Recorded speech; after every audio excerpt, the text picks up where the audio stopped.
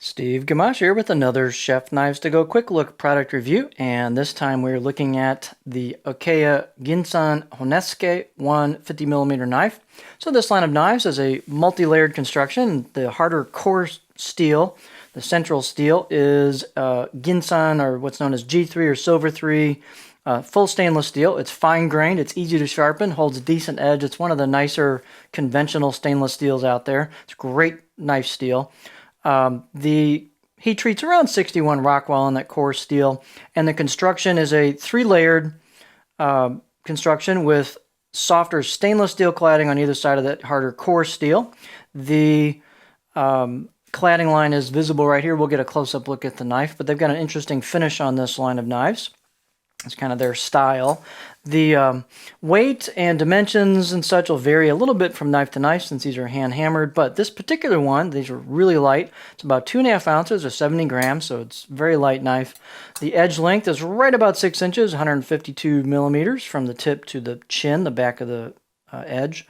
The overall length, about 10.4 inches.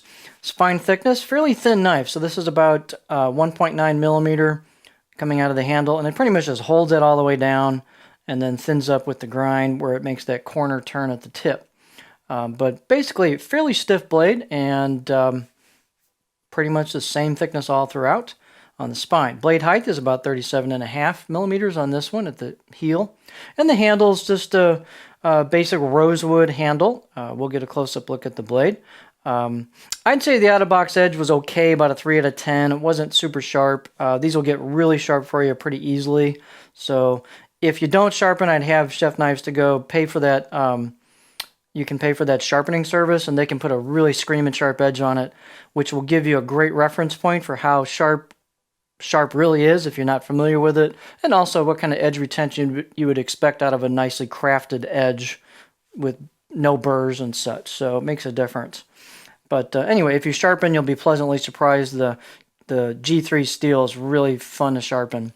So here's a close-up look at the blade.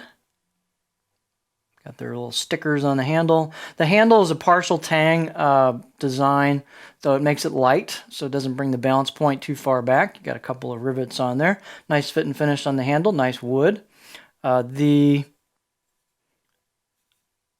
Let's see here. The balance point on this is going to be right about there. Not as big a deal in this type of knife, but here's a close-up look at the finish. Trying to get my good angle here for my shot. There we go. So you've got hand chisel kanji, which is pretty awesome, and you've got kind of a mottled, kind of hammered pattern. It's fairly smooth to the touch, but it's got a neat look to it. You've got some embossed kanji and a Silver 3, number 3 there to indicate the type of steel.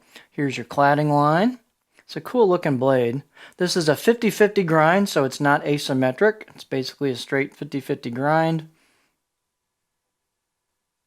So it's pretty thin at the edge. You got some stiffness. You got a nice small tip to get in between the joints on poultry. So the main purpose of this Honesuki style knife is poultry processing, getting in between joints. You're not going to cut bones with this, but it's a very precise knife for getting in and taking apart poultry of various sizes.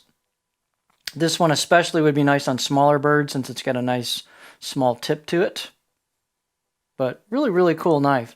The spine is not bad. You might consider the choil is actually really nice and cleaned up on this one. The spine, if it bothers you, you could clean up the edges just slightly, but it's pretty good on this one. These will vary a little bit from model to model. I guess let's take a look at the cutting board, because sometimes these make pretty decent utility knives in a pinch, so some people will use them as utility knives. So here's your basic profile, fairly flat. Of course, you're not going to rock this much, but makes a good utility knife if you, especially being a 50-50 style blade, if you got this out and you just want to use it for a few things. The tip's kind of small, which would be nice for detail work. So it might be a bit of a multi-purpose knife.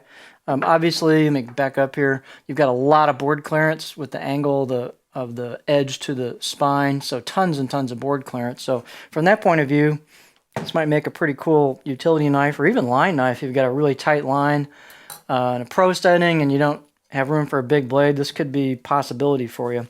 Price is aggressive. It's a lot of value for the money. So cool knife. So here we have the Okeya Ginsan, our stainless G3 Honesuki 150 millimeter knife.